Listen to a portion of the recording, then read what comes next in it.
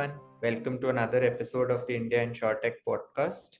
I'm Akshay. Today we are delighted to have with us Ms. Shilpa Arora, who is also the co-founder and CEO of Insurance Samadhan. First of all, thank you so much, Shilpa, for speaking with us today. Thank you, Akshay. Thank you for the invite. Perfect. I believe Insurance Samadhan works in a much needed and very interesting space because we hear a lot of in the insurance and the insurtech world about people finding different ways and means to reach out to the users for selling their policies or sourcing users. But I think a much neglected space, if I may put it that way, which is servicing and claims post the sales have happened, and therefore I believe in interesting space to work in. Uh, Before we move forward, I wanted to understand a lot more about how did you eventually land up on this problem statement and how did you really think about translating it into a business opportunity? This is an interesting thing. So me, Deepak, and Sailesh, we were working in Max Life Insurance. Uh, we we were in the CP branch. So CP branch has a lot of customer walk-in. So a lot of customer would walk in with their problems, and we would like kind of solve them. One day, a crime branch officer walked into our office, and he told us that his father has been missold 38 policies worth 60 lakhs from multiple insurer. He could arrest the seller, but the money was gone and his father suffered an heart attack. So he was very sad about it. So he reached out to us and we started helping him. And within 6 months, we were able to get all the money back to him. But then we realized that it's a person of such high stature who himself is a crime branch officer is unable to solve for himself, then how would a common person will address to this problem? And that was a trigger point where me, Sailesh, and Deepak decided that yes, we should be helping people. We started primarily with mis-selling. Then Sanjay joined, who is the fourth co-founder. He was also missold a health insurance, and we helped him, and he joined the cause. Later, we realized it's more of claims. So, health claims and other general insurance claims have a huge problems. So, besides mis-selling, we started moving into health insurance because as soon as we started, COVID hit.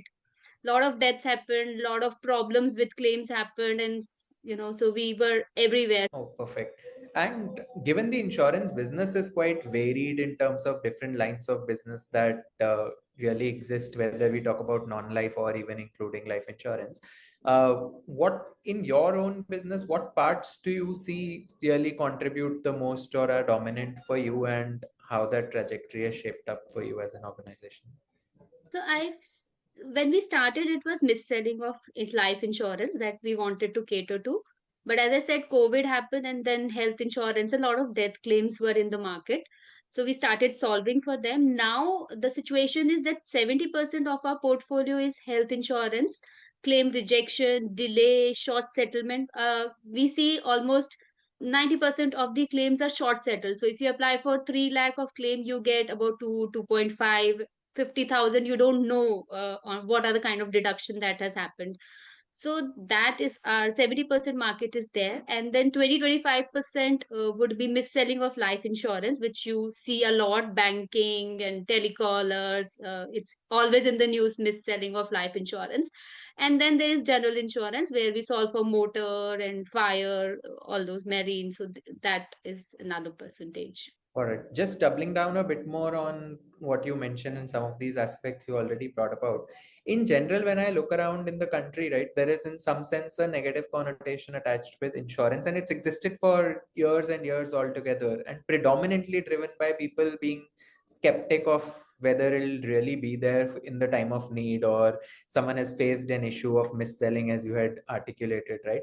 I'm assuming you would track these industry reports better, but basis latest trends on insurance grievances, what do you see as predominant things that come in here, and are there any deep root causes that you believe really contribute to these things? Basically, in this journey, 8 years, we have realized that insurance is a very technical product.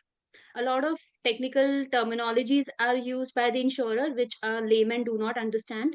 There are terms and conditions which is very difficult to decipher for any normal person, but we expect the customer to know it all.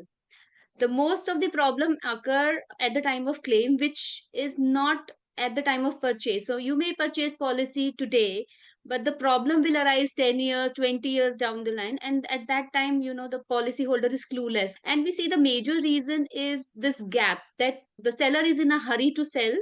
He is in the hurry to collect the check and the commissions, not educating the policyholder enough. If you look at insurance products, they are also changing over the years. Health insurance is not the same now. You may want to port to a better product, better coverages, but that is not happening.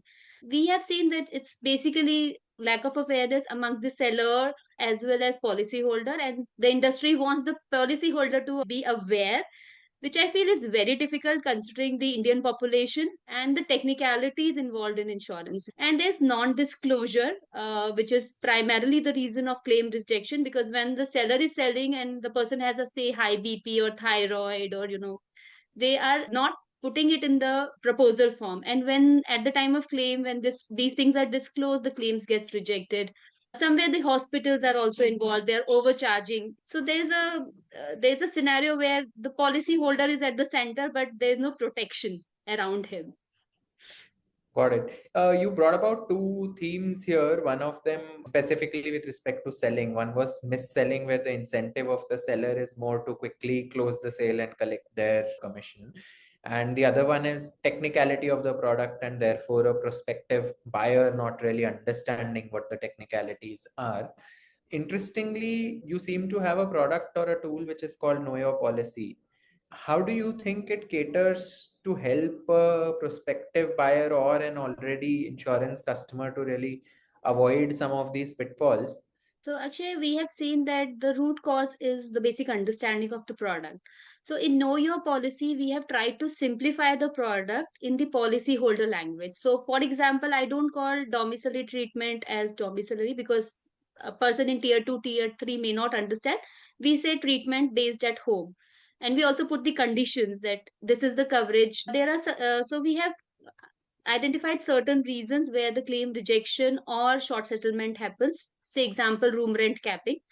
If there is a room rent capping, then a proportionate deduction will apply. So we make the person aware that your policy may have a room rent capping.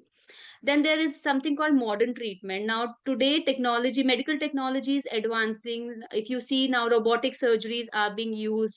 There is immunotherapy, there are oral chemotherapies, there are retinal injections, which are faster way of treatment. So these treatment may have a sublimit. So we open this up to the policy holder, that you see, even if you have a 10 lakh policy, but if you go for a robotic surgery, the coverage is just 2 lakhs. So be aware. So this product is designed to simplify the policy technicalities. Our aim is to, for every policy holder, they must check their health insurance on the coverages part. This can be immediately after the sales. You just check whatever is promised. Is it, covered or not covered? In case not covered, you have a free look period to change the product. We are also saying at the time of annual review, because health insurance you can port to a better product in the same company or another company. So at the time of annual review, so portability happens 45 days prior to the renewal. So at that time, the advisor can do a KYP for you, or you can do your own KYP. We have also given choose your products. So for each company, we have classified the products. So person can also check which product suits the need. So you can then take a decision based on what is your requirement and what is the current product. And similarly, we are now developing for motor insurance, because we see gaps there as well. Like people are not buying engine cover and then they are complaining, pani ghus gaya, rains mein or ye ho gaya, floods are there. So then they are not taking zero depth, because what the seller is telling them is a low premium. So we'll give you 20%, 30% lower premium, and that is a temptation for them to not to buy the correct coverages. And at Fair. the time of claim, then they have issues. So in both health and motor, we are trying. Health, we have developed everything. Motor, again, we are picking up and solving for that as well. Got it. Just changing the dimension a bit, we talked a lot about the customer here and how you're able to help the customer. But at least my personal understanding, you work with a lot of conflicting parties in the insurance value chain in some sense, right? On the one end is a customer who wants anything and everything to be paid by insurance once I've paid the premium. On the other end is an insurer whom, yes, would definitely want to pay all justified claims, but it is in their interest in some sense to reduce the claim cost as much as they can. Uh, Third party, if I may put Insurance Samadhan, of course, your business model is a success fee based model. So, in that sense, you also intend to try and extract the right justified claims for a customer. So, what kind of practices on a day to day basis actually help you to sort of stay impartial and garner the support of all of these people there in this value chain and really make this productive for an end customer? So if you look at our model, we only pick up genuine claims. So at the first level, the screening happens. Once we feel that the claim is genuine, then we follow the IRDA grievance mechanism. Okay. We are not directly dealing with the insurer nor with anyone. We are just helping the policyholder to represent the case properly. So in our case, 30% of the cases get solved at the GRO level, that is the insurer level. If the insurance company still do not solve the complaint, then we raise it to IRDA, which is Bima Bharosa. Yeah. Now, these are terms maybe you also won't be aware being in the industry. So, we don't expect a policyholder to be aware. So, Bima Bharosa is the next step. And then you write to the insurance ombudsman. Now, in each of the place, there is a proper documentation required. So, ombudsman, you cannot reach just like that. You have to write to the GRO two times at least, get their responses, and then again fill a complaint form at the ombudsman and submit all the required documents. Otherwise, they would reject the claim. Ombudsman gives you one opportunity, and if the documentation is not correct, the case will be closed. Then you have nowhere to go except for the court, and court takes 2 to 3 years, 4 years. So in one go, if you have to solve, then you need somebody, some expertise actually to handle the case, and that's where we fit in. And that's why I feel that our presence is important for policy holder hand holding. Otherwise, the grievance system is not that easy for a common person to actually solve on their own.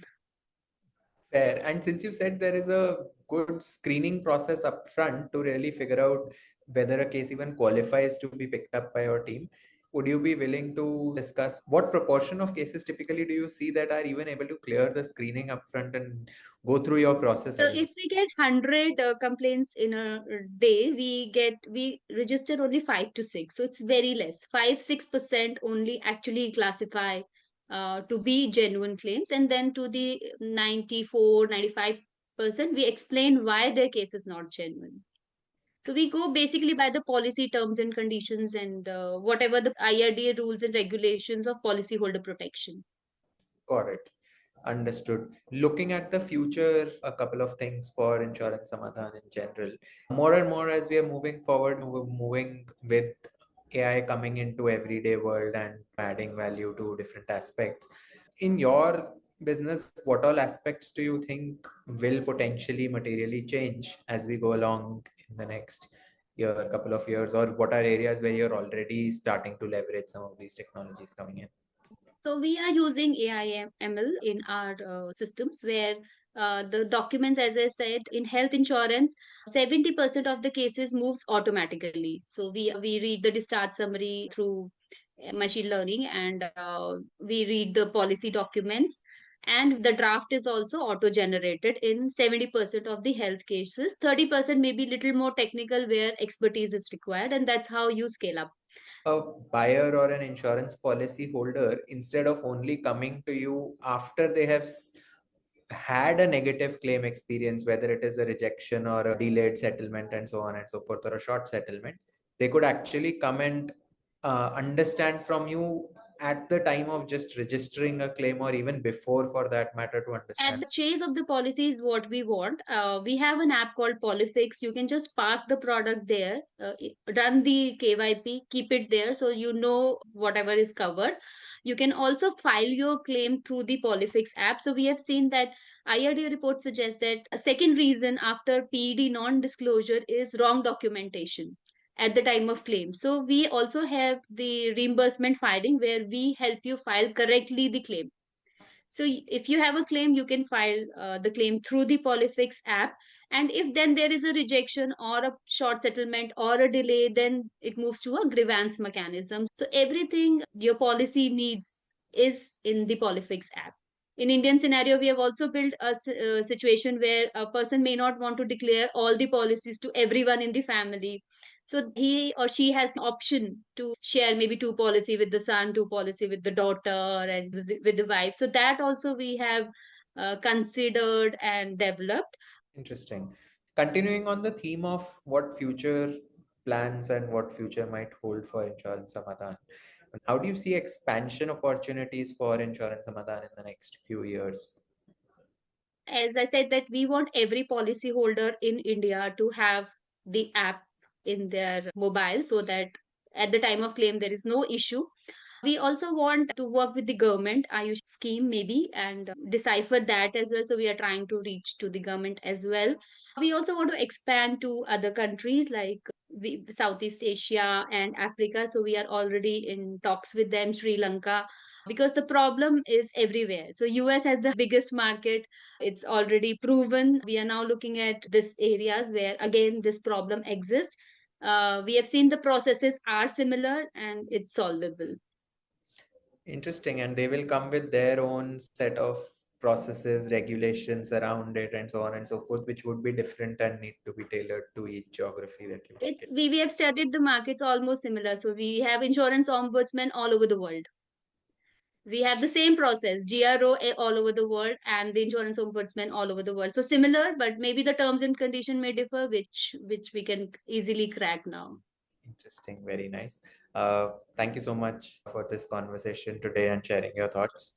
I pretty much believe that it's a very important area that you're working on, and I would personally root for it and look forward to see you scale further at Insurance Samadhan. Thank you so much.